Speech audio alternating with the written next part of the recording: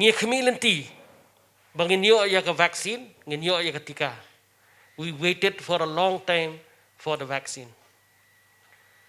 And this vaccine came. And when it came, we asked a lot of questions about the vaccine, which is not fair. This vaccine is going to protect and prevent. It will prevent either from you contracting the virus and affecting you personally, or even if the body can't fight it, the severity comes down, the virulence comes down.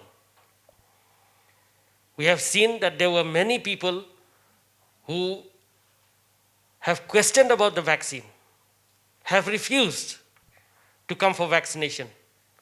But here I will say it bluntly, vaccinate before it's too late.